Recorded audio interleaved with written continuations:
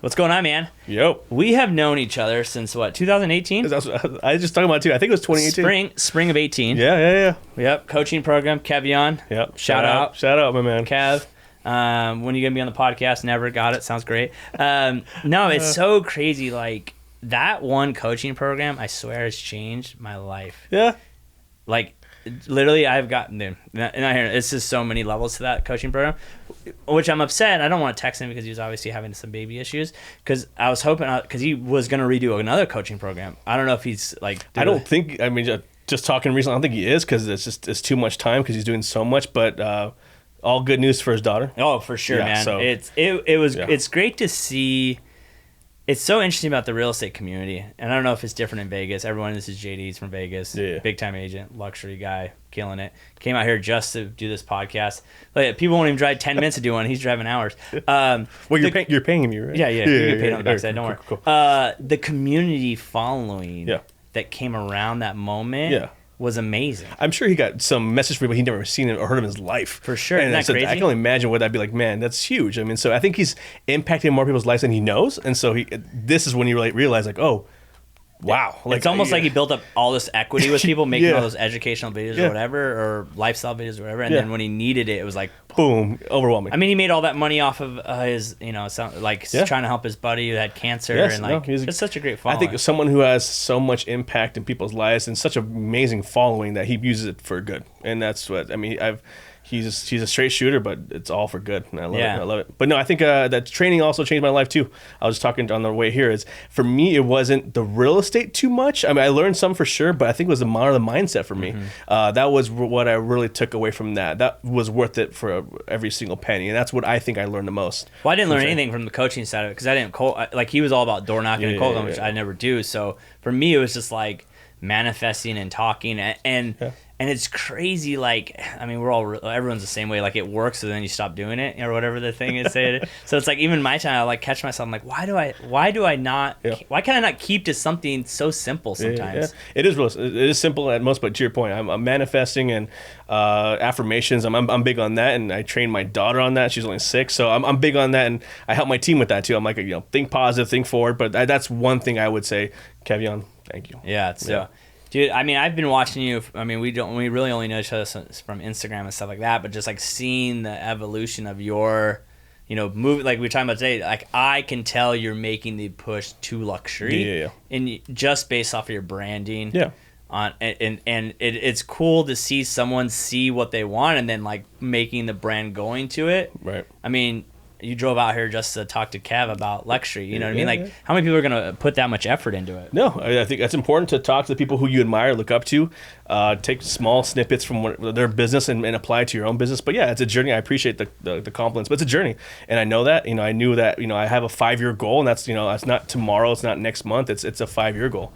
And I'll do whatever it takes to get there. But I'm strategic. And of course I have my team who's awesome, who support my dreams and endeavors. And I'm thankful for where I'm at right now, and it's only beginning. I'm very excited. Well, it's exciting to see the future that's going to become, because I'm hoping what's going to happen moving forward is like the low-hanging fruit's going to leave, and then the high-hanging fruit's going to... That's going to happen. I see it now. I really do. I think what's the evolution of real estate with technology, and I think the teams, are getting bigger and bigger. I mean, they're becoming monster teams. The individual agent, I think, is changing. I really do. Or being gone, period. You got to attach yourself to a bigger brand or someone who really has a stake or a market share to really get a piece of that pie. That's what I see happening. It's just because these new entrants from EXP and Compass, I mean, that's what they're really concentrating and focusing on. But I do believe no matter, and I tell every single agent, you could do well in any brokerage. It doesn't matter who you're with. It's how hard you work, what you do. But if you want someone to help you in different areas, some brokers are better than others for sure. But you got to identify what your business plan is. Yeah, I think nowadays, and I mean, I've only been doing this for 6 years. 5. You've been at 5, yeah. I would say since I got into now, the demand that clients now have for communication is like next level. Like, people want non-update updates. Like, there's no way I could do I'll be frank, I don't know that. Like, I only have one escrow going right now, and like, I would not be able to keep up with everything, all the checking ins and updating the clients and updating all sides without a full-time assistant. Like, her job is to like sit in front of a computer and just and work, touch them constantly. exactly. I think It's crazy. I just feel like that has increased. I don't know if it's the Amazon effect. Everything. I don't know if it's like I click order, 2 days later it's there. It started with this.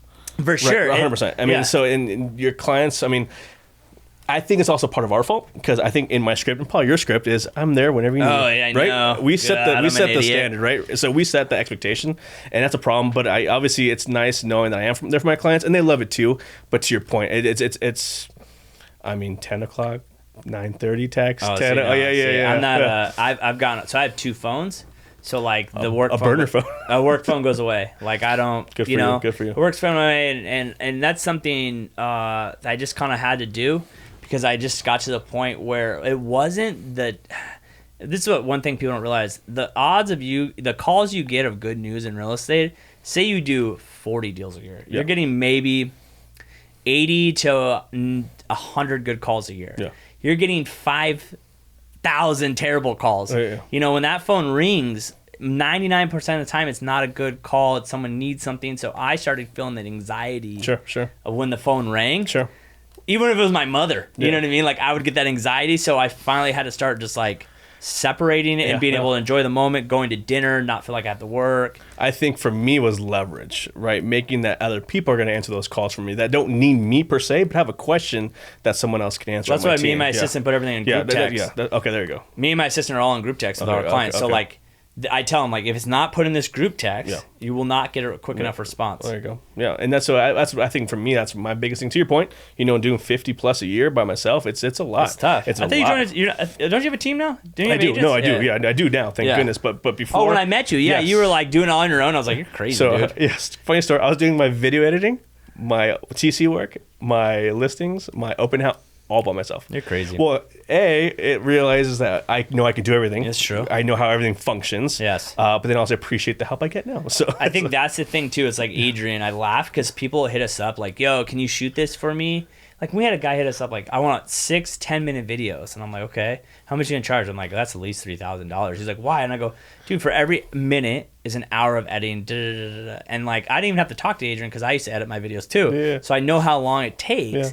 And it's like, if you don't realize how long it takes to shoot one 10-minute clip and edit it, it's like 20 hours of work for one video. Absolutely. And I was like, you're not going to one take it either. No, not at all. And so that's for me thing is having the right people around is make sure it gets done. But to also what's called by the highest and best. I'm the highest and best doing what I do. And that's client retention, client conversion. That's what I do well, right? I'm not the best video editor. I use Apple, whatever it's called. I use that. It was so simple. iMovie. Yeah, iMovie. I use that. It was simple. It did the job. It did its trick kind of thing. It got me to where I am today. But now it's like, we're at a whole different level with my team that we can do something at a higher level, higher scale. And it's not, I'm not the best at it. And I'll tell you, sure, I'm not. I enjoy it, watching it and doing it, but that's not my highest and best. Well, it's just like, for me, it's like, it just frees me up to do more content. What you should be doing. Yeah. What you should be doing. It's dumb. It's dumb. It's hilarious how many people don't want to invest in their business and then they're shocked their business doesn't grow. Yeah, 100%. Like everyone goes, I want to know what you do. I'm like, you know how much this mic is? Do you know how much Adrian is? Do you know how much this light bulb over here is? And then if it breaks, I'm the one paying for a new one. I think that's the biggest thing that I learned from Kevin too. I mean, we had our one-on-one calls. He's like, bro, hire somebody.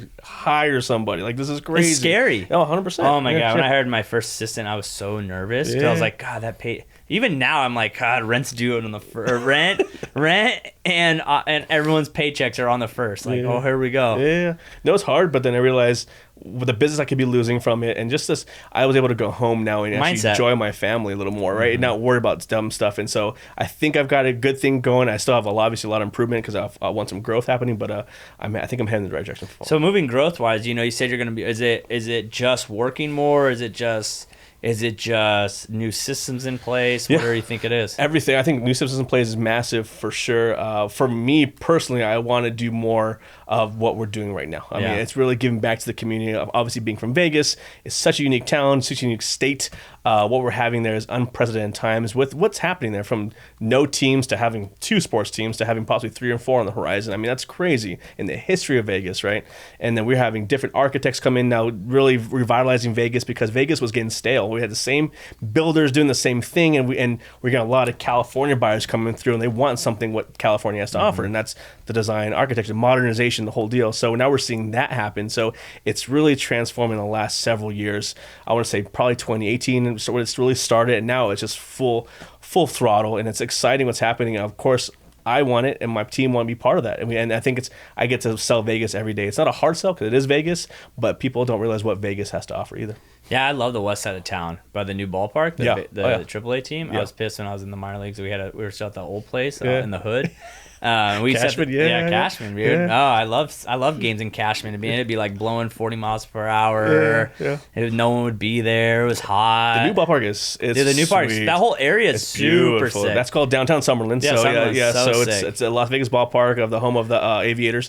But no, it's a dope stadium. It's a dope downtown feel. But that's just a part of what Vegas has to offer. And no one understands what's happening. It's cool. You got to come out and see it. But obviously, as a local, we don't really hit up the strip too much. We kind of stay around not too much because we have our local spots we do too. But the best part is our backyard is the best downtown in the absolute Do you ever world. get tired of that? People coming in from town, they hit you up. You're like, yo, bro, I'm coming in for the weekend. You're like, dude, I'm married with a daughter. Yeah. Like, I can't be hitting the craps table until 4 a.m. In the beginning, yes, because right when you first moved, like, oh, I'm coming through, and then after a while, I realized, hey, yeah, you're calling me at 10 o'clock, like I'm rolling through, come out. I'm like, no, I'm in bed. Like, I have to work tomorrow. Like I live here. I'm not partying here, So yes, 100%. But at the same time, I like to give recommendations on dining and shows. I experience so many different shows there because I do appreciate what it has to offer. I'm not foreign to it.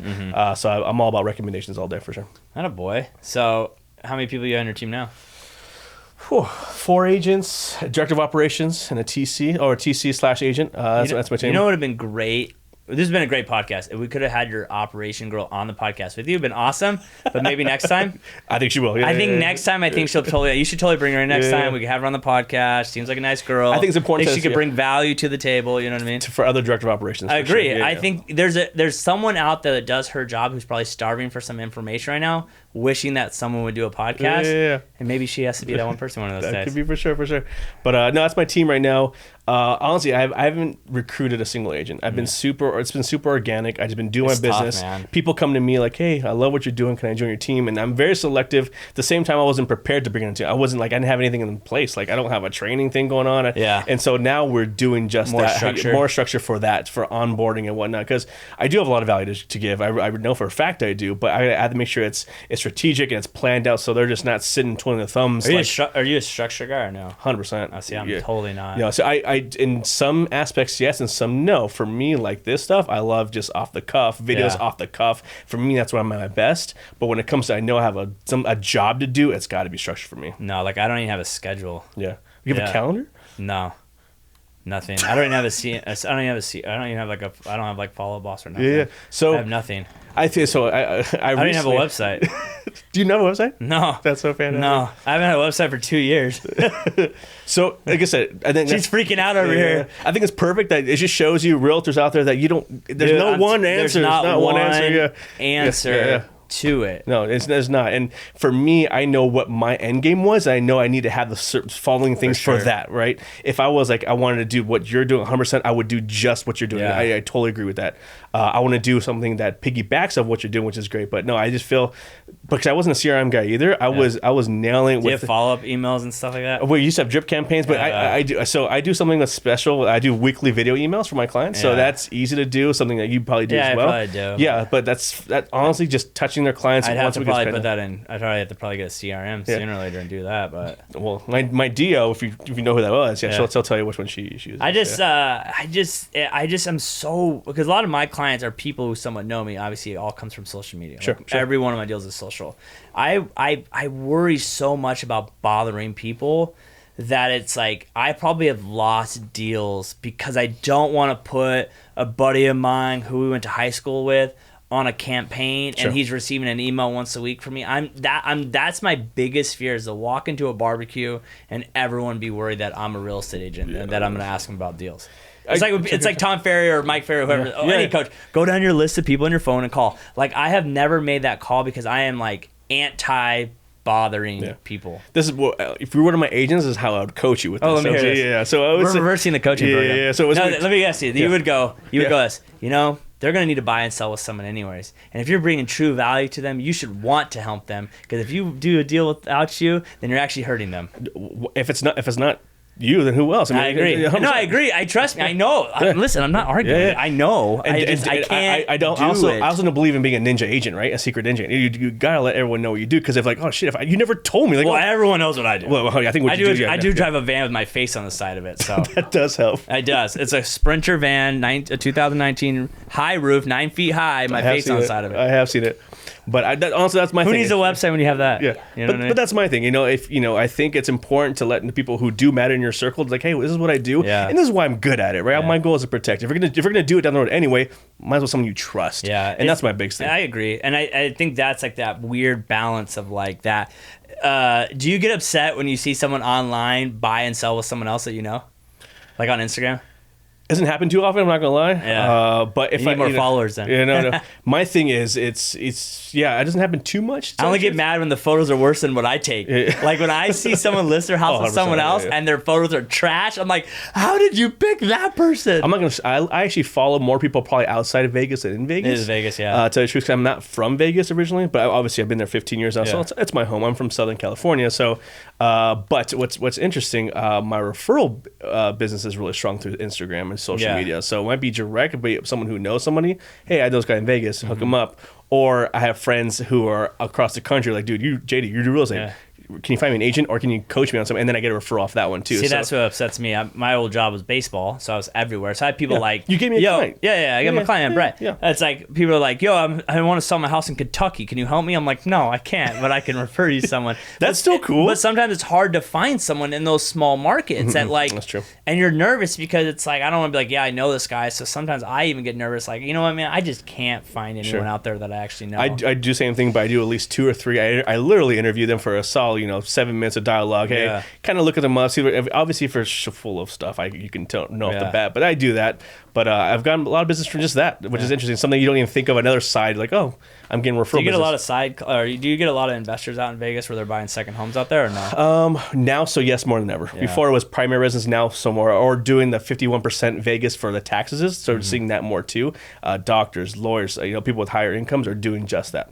I have a client like literally texting right now, like putting an offer right now. So like it's. I thought about buying a house in Vegas for that same reason. Yeah. It would have been cool 2 years ago. I know. I mean, that's the thing hard too. Like I don't own a house, so for me, people always go like, "Oh, when are you gonna buy a house?" And I made a video today saying I think you should buy a house right now. But like for me, I really push. What's your script for that? So like, do you own any homes, and what do you say for that? When someone wants to buy a house? Yeah. Like right now? No, it's like, hey, Adam, I want to buy some real estate. How many homes do you have? Or do you own? What do you say? Oh, I would say no. I say buying a house is stupid. I swear. That's what I tell every client. I say buying a house is stupid. And then and it's so funny because agents go, there's no way you sell that. I go, I've said that on a million videos, and I've said it a million times. And they go, how do you say that your realtor gets paid? And I said, you know why I say that? Because every other realtor is telling them to buy and sell. I love when the market's going up, you need to sell because you're going to get a lot. When the market's tanking, you need to sell because you're losing money. So I say that, and then I back it up with why I think buying a house for me is a stupid idea. And then I can see both sides of buying a house, and I can make the right decision for you, not just the right decision for me. Yeah. So just based on your current life? Like I live 3 blocks from here. Okay. I walk here every day. Cool. Mine's all about time. Yeah. Like if you notice, we have sets everywhere. Sure. Nothing gets taken down. Yeah. So I don't want to waste any time on putting something up or taking it down. Same thing. I don't want to waste any time getting from my house to here. Do you walk here? Walk here every day. Very cool. Yeah. Walk here every day. You have a car? I have a van with my face on the side of it. Yeah. So for me, like the stress of not hitting any traffic any day coming to work. No, that's huge. Stopping to get gas. Yeah. So for me, I am looking to buy a house inside of a 7-minute radius of here. Yeah. There's only one neighborhood I want to buy in. I was going to ask you, what does it look like? One neighborhood to buy in. It's over by my country club because I'm at my country club twice a week playing golf. Cool. I want to be, and I don't have to take from here, I don't have to take the freeway. So I'd have no freeway time. Nice. I could ride my 1970 Honda Trail 90 scooter here if I wanted to. So I'm all about taking away problems in your life that you don't need anymore. Sure. So for example, I own this company. Yeah. If I like having a rental because that cost is a locked-in cost for the year. Yeah. Yes, it's going to go up. My rent went up this year. But I don't have to worry about an unknown cost, a new roof, a hot water heater, something. Yes, I have insurance and whatever. But I don't have to worry about any of that. And 2, I'm a single dude. I have a girlfriend, but I live alone. So I don't need more than a 1-bedroom apartment. Right. because it's just me. Don't you have a dog? I have 2 dogs, corgis. That's why they're in it. And the corgis, yeah. My niece gave me that for Christmas. Yeah. Bless your heart, Brooklyn. So for me, it's all about, if I had a bigger house, I'd have 3 bedrooms I don't use anyway. Sure. And yes, I should have bought a house 3 years ago, 100%. Yeah. Totally should have. But now my rent's $2,100 a month. I'd have to put $200,000 down on a house that I want to live in to have the same monthly payment. Sure. I'd rather have $200,000 in my pocket. Sure. So I can lead. So I'd rather talk to someone about the pros and cons of buying, not just buying's great, selling's great, because I get paid doing that. You know how many people I've walked in their house, told them not to sell their house? Yeah. All the time. That's stupid. Don't sell your house. This doesn't make no sense. What are you going to do? So for me, that's my pitch. I don't even call it a pitch. It's the truth. No. I do believe that everyone's got a scenario where you should buy 100%. I'm that guy too. Like, it doesn't make sense upgrade right now because of A, B, and C, and D, or you shouldn't sell because of this and that. I'm that guy too. I'm super ethical. If it makes sense, it makes sense, guys. If it doesn't, it doesn't make sense. It just doesn't. Because you know what I've noticed? When it doesn't make sense, the first hiccup you hit, they cancel. 100%. I lost 7 deals last year, and I knew it was all clients. We put their house in escrow. They just want to see how much money they can make. The first hiccup in the road, the buyers bounce, and they're like, you know what? Screw it. We're canceling. Yeah. And it's like, and I should have known going into those that I knew the first hiccup because they didn't really want to sell. They were just selling for money. I think for any real estate watching this, real estate agent watches, or a new one at least, when you have a gut feeling in the beginning, it's most likely going to happen. 100%. It always happens, especially like that sketchy buyer, and you're like, bro, why can't you show me proof of funds? And you're young, so you're like, oh, I'll keep showing you houses, and then they have no money. Yeah. Oh, what's the down payment? We don't. I have to give that in. You know. Yeah. So. You need a job? Oh, you actually have to have a working job and good credit. Crazy. So for you, like, you want to grow bigger. Yes and no. Just to clarify that, not trying to do a mega team by any means.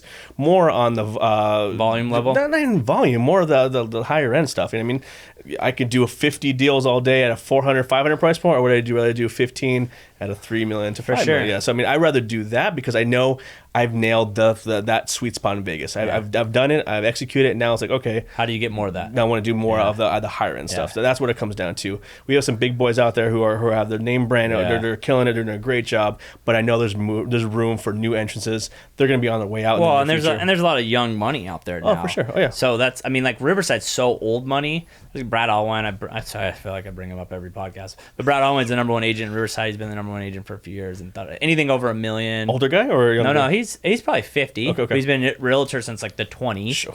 Since he's 20 years old. Oh, I think 1920s. I'm like, no, he's not 20s. 50. And since his 20s, and he just kind of got a book of business. He played the game right. He was a member at Victoria Club, you know, the country club, and so it's like anything over $1 million, he has a shot at it. Sure. And he sells probably 40 houses a year over $1 million in Riverside. Right on. And so we have to compete with, and that's all old money. There's no new money like coming in here selling them. So that's something that we have to compete in this market of, like, time is, you know. Sure. What do you see happening here in Riverside? I'm so foreign to this area. What do you see transformation wise? Oh, dude, like we used to be able to buy stuff for like $300,000. Okay. Now you can't touch anything under $5 million. Is 5 like a fixture upper still? Yeah. Or is that like a new build project I sold 2018 this summer. I think I sold this one in 2019 spring. Mm-hmm. We could barely get someone to buy it for $500,000. Mm-hmm. And we're in escrow right now for $705,000. Yeah. And we had 20 offers sold in the first week in waiver. So the low end market's gone in Riverside. The low end market's gone anywhere now. Like, you can't even buy stuff in Hemet or San Jacinto for under $400,000 now. Yeah. Like, it's 400 and up all in the Inland Empire. Yeah. And then 2, our high end hasn't gotten extremely high, but now the 1 to 1.5 or the 1 to 1.7, those are actually selling now. Yeah. But before they would sit on the market. Yeah. Like I my biggest deal I've ever done in Riverside was $1 million or $995. Yeah. I listed that house twice. It took me over. That house sat on the market it listed with 3 different agents, and we didn't sell it until last year. And now that market is starting just to sell a lot easier. Sure. Do you think the $1.5 million are worth $1.5 million, or is it inflation? No, I think they are. Mm-hmm. I think the low end market is ridiculous now. Okay. Like, there's stuff that should not cost $400,000. Like a 2-1 down the street from here, built in 1940, should not cost me $500,000 to buy. Yeah, that's insane. Yeah. And so for me, it's like, why would I buy that? So who's buying these homes? Everyone from LA, Orange County. So they're coming up this way. Oh, dude! I mean, we had 5 million people move to the Inland Empire during 2020. What industry do you have out here?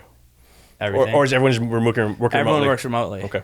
I mean, why do you not? How do you not sell a house? How do you not sell something in? I think I did a video buy this, buy that. I think I found a house in Long Beach for like a 2-1 for like 600 square feet that someone sold for 800 grand, and you could buy a 5-bedroom, 3-bath pool home on 15,000 square foot lot. Like, how do you not sell that up here? Yeah, 100%. How do you not do that? Well, it's for us, is we see the same thing happening in Vegas. I mean, we're the closest metropolitan city outside of California. That's Nevada. So you have tax benefits. People like the weather. Heat's hot. But the home prices were still affordable. But to your point, we're hitting that now entry-level home is closer to $500,000. So we have the major cities. We have Henderson, Las Vegas, and North Las Vegas, kind of the 3 major cities in the Clark County area. Henderson is the most expensive, average price point $500,000. Las Vegas is hitting $450,000, and then North Las Vegas is about $400,000. But that's, to your point, those are almost starter homes now. And for Vegas, when back in the day, $150,000 will get you. I mean, when I first started, I look at the things I sold in my first year for like $225,000, $250,000. I'm like, damn, shit about at that point, you're like, oh, that was expensive. Or like, oh, these are expensive homes. And now you're even now, stuff will get on the market and they'll sell, and I'm like, how did that sell at I just think that price, and then I don't know if we're gonna see a price correction. I mean, there's only there's only 174 homes on the market, all of Riverside right now, and Riverside has 174 homes on the market right now. 174 homes, yeah. That's crazy. How many do you guys have? Way more than that. We have 174 homes, and our population is bigger than. We have more people that live here than Pittsburgh. How crazy is that? That's crazy. Our city's so big. We have 174 homes. So listings is the game here. Well, that's why I have some developers. You know what I mean? No, for sure. And that's the market's so hard right now here because buyers are not getting anything accepted, and no one's selling. So it's a really tough it's a really tough market right now. So you go Riverside. What's around you? So we have Moreno Valley. That's east of us, and then north or west. So when you guys are coming in on that 91, you hit Corona was south, Norco was north, and you have Anaheim Hills, and then Orange County. Go from there. So it's tough, man. It's a really hard market. So when people are like, "Oh, it must be nice to be in real estate right now," it's like, dude, it's tough. I haven't had one escrow, and I can't remember how long. Yeah. And that's kind of hard going back to this style of business. It's like, I just took a phone call for a buyer right now, but like I don't do. He did. I was here for that. Yeah, witness. Yeah. I don't do outbounding business. Right. I'm not the guy knocking on your door. I'm not the guy calling you. I'm not gonna. And I could, like my buddy texted me today. He's like, or voicing. He's like, the first door I knocked in there. I'm meeting with them to sell their house next week, which is great, but I just can't do that every day. Sure. I'd kill myself. Isn't it hot here too? It gets higher into the summer, yeah. I just don't like bothering people. It goes back to bothering people. It's funny. That's a coachable thing, man. You just gotta. But to your point, you gotta do what's good for you. You gotta do what you're. The hard part, just like with Kev, we were talking about before about why doesn't he do all that stuff? Because he's crushing it. For me, what am I gonna sell? Yeah, I already sold 40 last year, and I'm already on pace to do that this year. Yeah. So what? I sell 45 and I'm miserable, or if I sell 50 and I'm miserable. Yeah, and that's the thing. For me, it's that breakthrough moment. What's next, right? What does that look like? And so I'm having that 5-year plan of what I want to accomplish.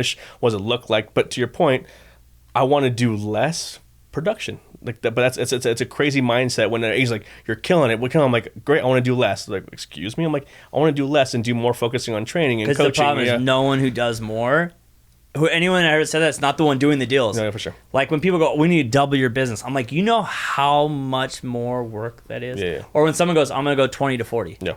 Do you know that's 20 more? That's not just 20 more headaches. Yeah. You have to talk to 40 or 50 or 60 more people to get that 20. That's also 5 more cancellations. That's 7 more. Yeah, that's a million phone calls. It's showing a million houses. It's like, so I think what people realize is that you have to start figuring out how much money you want to make. That's how I always say. How much money you want to make and what do you want to deal with to get to that money? Right. Because I don't know. Like, I mean, I always say, like, I want to make $1 million one day, but like, do I have what it takes to make that $1 million? Or are you going to be happy at the end of the day? Or even if I get to that $1 million, would I even be happy? Yeah. I don't know if I would or not. No. That's funny. I just had a training my team on this past Friday. I'm like, guys, money's great. But it's great. But it's not everything. I'll tell you right now. And no one gets that until you've been in that position. Yeah, it's not everything. I'm not a billionaire by any means kind of thing. I do well. I work hard, but it's for me, it's the happiness. What was the best? What time frame was the most fun you had in real estate? That if like money was an option, when you could go back to? I still get the fun feeling of of getting escrows and getting an escrow. You know what I mean? No, every day, but not. I mean, obviously you love doing escrow. I love coming to my office every day. Me too. I'm here every. Why I live 3 blocks from here. I'm here every day. Yeah. I'm the few agents in my whole office that's every day. Every day. That shows up every day. My door's open. The other agents from different teams ask me questions. So you're saying right now is your favorite moment in your career? Yeah. I think because I'm the most confident right now. Yeah. It's proven.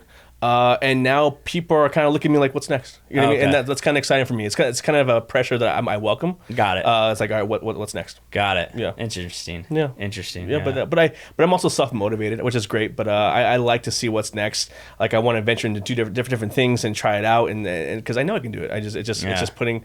Going full throttle and having the right people around me. Yeah, when I was 29, that was my favorite. I love being 29 in real estate. I had so much fun when I was 29 in real estate. I think the beginning was fun because being an entrepreneur. That's the first time being an entrepreneur. And you don't realize you're not dealing with the things you deal with now. Oh, yeah. They didn't like HR. Like I never business licensing or payroll or it was like I'm just gonna go sell houses. Yep.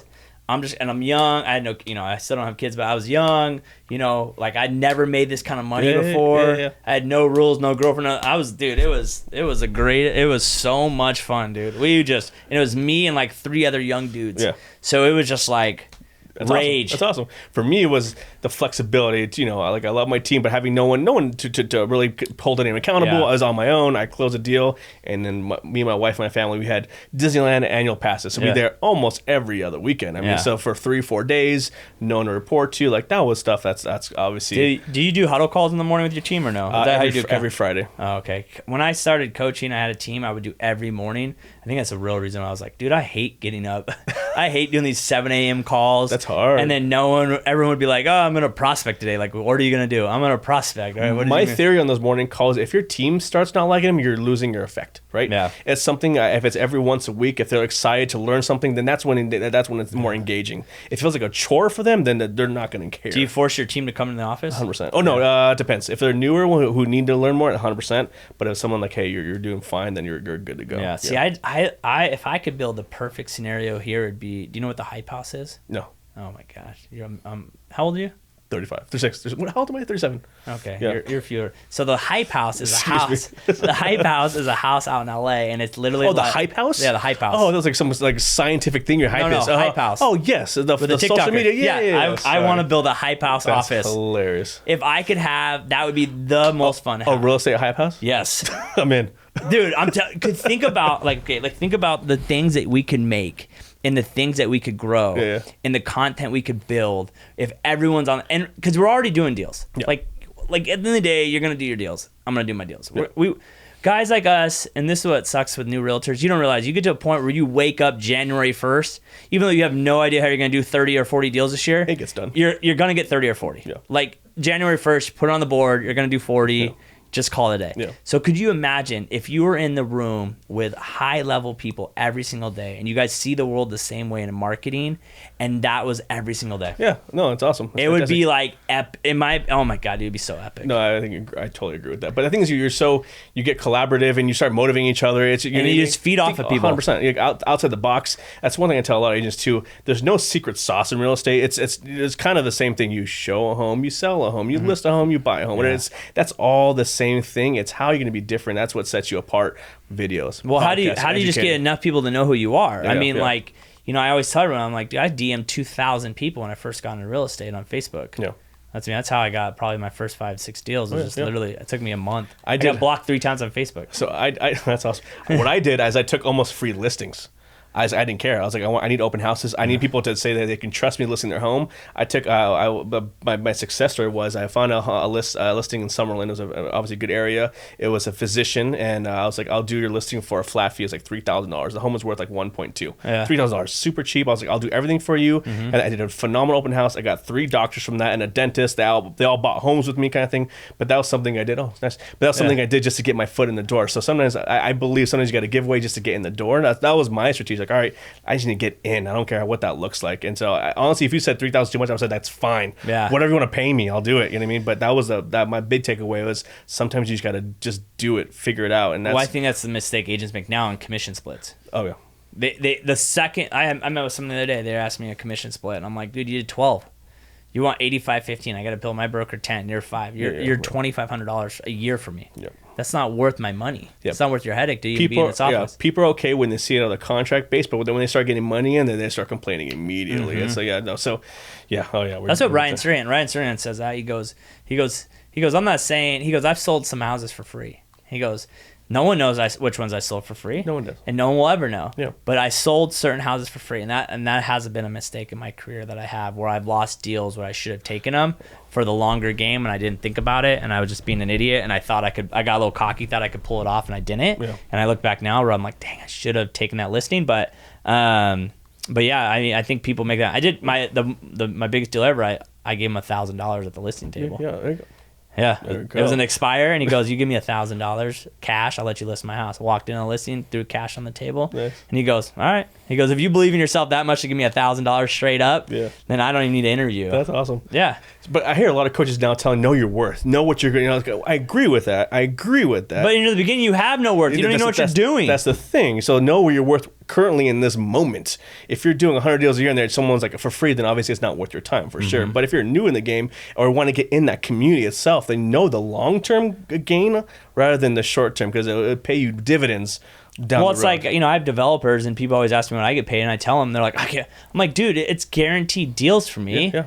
I'm like, why would I don't think it's fair for me to take 2.5% on that deal. Yeah. I just don't. Yeah. I'm sorry. The guy's giving me tons and tons of business. Yeah. It's a relationship. 100%. It's a win-win. Oh yeah, no. And you probably get other business from that. It makes complete sense. Literally, it's just short-sightedness, and it's sad because I think more people do not look for the long haul, and I think it's interesting. You want to be in this job forever, but your decision-making is day-to-day. 100%. Not long-term decision-making. Yeah, I totally agree with that. And I think that's what the success rate or the failure rate is so high. They think it's easy. They think you're going to get quick pay. It's not easy. You're not going to get paid right away. And it's a lot more headache and stress than you can ever believe. It's the hardest thing I've ever done in my life. Oh, yeah, by far. I mean, I always knew I had an entrepreneur spirit inside myself, but actually doing it is a whole different ballgame. And then going through the ups and downs and then all the tribulations you have to go through. See, I never knew I was going to get into this. What's your background? I was a professional umpire. That was it. I went literally at like 14. I started umpiring Little League games, making like $300-400 cash money. Nice. And then 19, a girl I was dating at the time, she worked at TJF Fridays at the mall. Free potato skins? Bro, Before that, great story, she was working there, and she was working at Cold Stone. I was getting a pint of ice cream and potato skins whenever I wanted. I don't know. Cholesterol was through the roof. Bro, I was loving life, okay? Best time. You want to talk about best time of my life? That was it right there. Yeah. I had a pint of ice cream, and life was over at 19. Yeah. And she worked with a guy who went to umpire school. Okay. And he met him, and he was like, "Yeah, you should totally go." And I went at 19, got put in the minor leagues, and had no college education, whatever. And then one winter, I had to go to the Dominican. I was in the Dominican for 4 months by myself. You want to talk about? And I know zero Spanish. And I was like, okay, well, next year I'm getting fired or going to the big leagues. What am I gonna do if I get fired? And I went to buy a house that winter. My ex-fiance's dad was gonna help us with a little down payment, and it's the worst situation. Our realtor was terrible. I was like, well, maybe I could do that. Okay. And I read a book called What to Expect in Your First Year of Real Estate. And there was a chapter in there that said like traits that would be good if you're in real estate. I read it. I asked like 5 people. Check. And they did it. Yeah. I had no I didn't even have Instagram. I didn't have Facebook. I got nothing. This was 6 years ago. This was 6 years ago. Yeah, dude. Do you miss umpire? I miss the lifestyle, not like the traveling, because I was on a plane every 4 days. Oh shit! And I'd work like 28 days in a row, and then get 1 day off, and then work. That's why real estate's so great for me, because it's like I did that for 9 years. Like I just show up like every day. So this seems slower paced to you than umpiring in a sense. Yeah, dude, that's interesting. Yeah, this is way slower. That's interesting. This is easy. This is really fast for a lot of people. No, this is simple. And then too, it's so funny when people want to act tough with me. I'm like, you know how many times I've been yelled in my I mean, I got bottles. Your skin must be so thick. I was in the Dominican. It was, I remember, it was in the championship or playoffs. Like literally where I'm in, it's sold out. There's chainsaws going. People are screaming. There's flags everywhere. Blah. This is during a game? Yeah, there's like 10,000 people there. It's in the playoffs. A check swing, I'm not first base. I say no. Yeah. Next pitch, the guy gets hit. Next thing you know, boosh, bottle past my head. Right past my head, like right over my head. And then... Oh shit! Breaks. And like, luckily, I knew the players were American, and then they knew me, so they like all like everyone stops, like stop, no. Wow. Like, yeah, Off a check swing? Off a check swing in the first inning. Jeez, I was like, it got real quick, real. Yeah. And I mean, we, like I would literally like, you wouldn't ever toss the balls in the stands because they would turn around and throw them right back at you. Sure. Yeah, dude. So it's like, this is like, oh, you want to get tough with me? Oh, okay. Yeah. Oh, you're a real estate agent wants to get tough with me. I'm like, I've got a bat thrown at me one time in AA. I got shoved in the Dominican. I got shoved down in the Dominican. I got in an altercation in the stands. Like, dude, not gonna. This is nothing. No, it's not. And the thing is too, it's like, we're just real estate agents, man, and we'll figure it out. But yeah, so I just did umpiring, and then I got fired on October 21st. Great video if you want to go watch it on YouTube. It's a good story. And 8 days later, my real estate license came in, and then a year and a half later, I opened this place. And the reason I left that place was because it was one of those things where like I was supposed to take over the business, and this is the plan, and then every old agent there didn't like me because I called them dinosaurs, and then I just got tired of it. I was like, on my 30th birthday, I was like, I'm out. Yeah. I was the number 1 agent there. I took the number 3 and 5 agent, and then we came here, and then it got real quick when I came here. Like props out Rob Murray, congrats, but like no one realizes how much it takes to run a business and decisions and payroll and like just paying for this office every month and stuff breaking and where do we put money in. Sure. It gets very daunting. It's a lot. It's way more than I thought. And so I guess I'm an entrepreneur, at heart. Yeah. But I think more or less for me, it's just like, I just know how to show up every day. Yeah. And it works. So it's like, I'll just keep showing up and I'll just keep showing up. Yeah. So, but I don't know, man. It's exciting. I love this job. I'll never leave it. It's the greatest thing I've ever done in my life. Good. I mean, and it's cool now because I think the opportunity is so big for us now. It is. Just in all aspects. Yeah, we're going to sell more houses. Yeah, we're going to make more money. But like, you could literally, I mean, in a year or two, you could be on stage somewhere speaking in front of 5,000 people. Oh, for sure. Who knows what this might take us. And there's so many different avenues. That's what I love about it, too. Whether it be self-investing, high-end, low-end, land, commercial. I mean, there's so many different facets, which I do love. I wish I could get in a commercial. And I think it's, me too. But it's for me, I don't like the everyday mundane stuff. I came from corporate. That was my background. Corporate. Ceiling was capped. Salary was capped. I was like, this is tough. It was an old industry too, so therefore there were dinosaurs. Yeah. So therefore, unless I get promoted, someone's gonna die. So I was like, okay, this is not gonna be fun for me. So I was like, what can I do? And I got into my marketing field, then got into new home sales kind of thing, and I kind of went to general at that point. But to the same point, it's super rewarding. Every day I look forward to it. But I look forward to coming to the office every day, helping people, coaching people. But I'm also a people person. So you gonna start a coaching program? I don't know. We'll see. But anyway, but that fills my cup. It really talking to people, helping people. Like I really get a lot of joy from it. And on top of that, I do well. I mean, that was for me the bonus. Like I was like, okay, if I can do this, I'll be good. I can have my own hours. I can make more than I was, and then I'm good. And then I was like, oh shit, like this is actually going somewhere. I'm like, oh shit, what's next? And now I'm like, all right, what's next? Isn't that what's wrong with us? We have an issue. Like it's always that what's next question. That's like, do you ever worry about like? It's not for everybody though. No, for sure. But do you ever worry for yourself that like you're gonna look back and be like, God, it was. Like I'm starting to try to enjoy like each moment. Oh, yeah. That's one thing I struggle with. Like, yeah. I used to struggle with that really early in my career. I don't celebrate my wins. I don't either. I don't think any of us do. No. And so she's like, you're top agent, you're this and that, I'm like, how does it feel? I'm like, because it's the fear of knowing that it could go away like that. Yeah, and then you want to protect it. You're literally protecting it. Yeah. You're like, it's like it's we're all living 30 to 60 to 90 days out. And I think like that's sometimes the hard part is like, how do you enjoy the big wins? And then for you, like, what is a win now? Yeah. Like, oh, cool, I sold another $600,000 house. Like I'm like, it's sad, but it's like, I'm supposed to do that. Yeah. That's why when I see people posting on social and everyone's like, congrats. I'm like, that's their job. They're supposed to sell a house. Yeah. I mean, good job. They sold it. Congrats. Yeah. It's like an accountant. Like I did my new book. Like, I know. What is with real estate? Job. That's the best part. Do you see a dentist come out and be like, I did a root canal today, people? Get it. It's like, get it. You know what I mean? Like they're posting the x-rays of the mouth and then the tooth missing. You know what I mean? Why are we the only people? Someone's gonna watch that and do that for sure. The next like massage therapist. Hey, listen, I'll tell you this. That knot out. I'll tell you this for a fact. Some of the greatest videos on YouTube are chiropractic videos. I love them. I watch them. You know why, right? They're like the crack power. But who they bring on. Oh, I know. We're actually gonna do a little test next week or this week. We're gonna shoot the same news video I do, but with a hot chick, and see what the difference are on TikTok. Yeah. Do someone a really really good looking lady in Spanish. Dude. Yeah. Man, I think. Do you speak Spanish? I do. Man, I think. Oh my God, dude! I think so many Spanish-speaking agents are just missing the boat. 100%. That I am one of them, by the way. I know you are. I can tell. Yeah. I don't want to say it to you because people are here, but no, because like it's such a big demographic. It is. And they're searching for help. Yeah. And I don't know of any good Spanish-speaking agent that actually puts out value to their clients other than just buy and sell. And it's so sad because you see them get mistreated in transactions it's bad. over and over and over. My big thing is I something always people are like, dude, why are you not capitalizing on this market? I'm like, I know. My ingoing battle is being a Hispanic American is you got to be enough Hispanic and enough American to get both sides. Yeah. If you're not Mexican enough or whatever, they treat They're you. They're not going to work with you. Yeah. If you're not American enough, you're not. So it's that constant battle. Trust me, being white sucks sometimes. You know, I'm being serious. It's like white people, like because not all white people work with white people. Yeah. But like certain demographics, they only work with their people.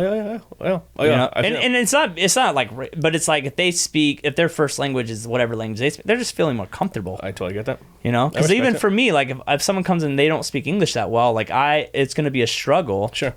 No, I totally agree with that. That's my own. Do you feel, and you don't have to answer this question if you don't want to, and Adrian, if he says no, edit this out. Do you feel like if you go too, that way, they'll hurt you in the luxury market in Vegas? A part of me, yeah. It's because you want to be that you want to fit on every single you try. It's impossible though, right?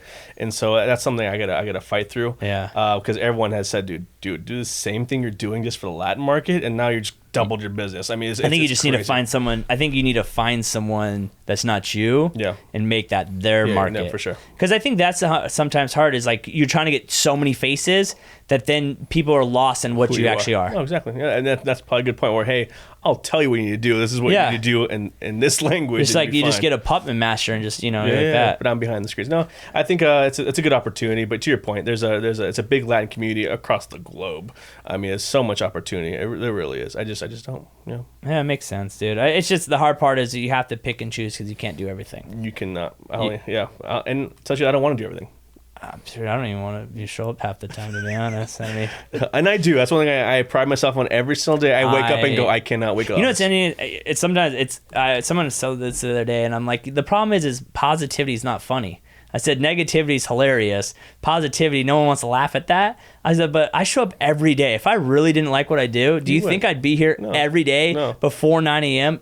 every single day? Yeah. And I'm the boss. Yeah. So if I don't show up, no one's gonna say anything to me. And I think that's the thing that do people hit you up all the time like, hey, what's the secret sauce? All the time. All the time. Isn't that so funny? All the time. I mean, it's kind of to the point. I was talking to Kevin. It's like, yeah, if I had, I don't. He's like, I can't. And he gets more DMs from other agents than clients. Yeah. He's like, it's gotten over. It's. I don't get as much as him by any means, but I get some like, hey, I see this. How are you doing this? How are you editing this? What does it look like? How are you getting more clients? I mean, it's that's why I don't even DM. I started doing the beginning because I was this is fun. This is exciting. Because you feel important. Yeah, I was like, this is great, and I'm like, oh, I can't do this all the time. Yeah. You know what I mean? Or they want like, hey, can I come shadow you? I'm like, I don't have that time. Nor unless I have actually people I want to put my heart in my team before someone else, right? So it's that too. Do you feel bad when I get hit up for a lot of stuff that doesn't have to do with one, money making items for me, and two, like something that's not really my forte? Like, is it hard for you to start? It's sometimes hard for me to say no because I don't want to push that person off, but it's just like I just don't have the time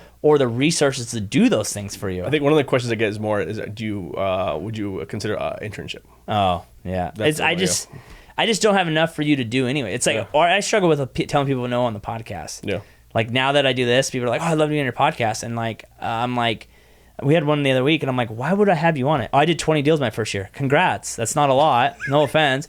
But now do it for 2, 3, 4, 5, 6, 7. Then call me. Call me in 10 years. The truth is it's got to be consistent or with some growth. I mean, it could be or do something that no one else does. If you did 20 deals and only you shot a TikTok video every single day and you have a 500,000 followers on TikTok, then yes, that's interesting. But you ran down 15 Zillow leads. Like that's nothing that's, I don't think that's what people don't understand. It's like you have to be so different to get the attention. There's a million people just like you. Yeah. Just like, that's why when people are like, why do you do this? I'm like, because this is kind of you can't really duplicate this. I mean, you can duplicate it, but you can't make me. No. And I know I know 100% of realtors in Riverside don't want to do it because when they think it's stupid. Do you have any other social realtors here in your area that kind of not even close? No. I mean, like I have other people that like will copy me for about 2 weeks or a month, and then they fall off, and then I'll have, dude, I get so many DMs like, how do you do this? What program do you use? And I'm like, dude, like, you could just come work here. No, I'm cool, man. I stay at Coldwell Banker. All right, then don't bug me anymore. I'm an asshole sometimes. I'm at a point now where I just don't. It's not that I don't care, but it's just like, dude, it's like, like this stuff, it takes a lot of time and money. Yeah. It's not free. And you figured it out by yourself. Yeah, I just stole everything from Gary Vee and Ryan Serhant.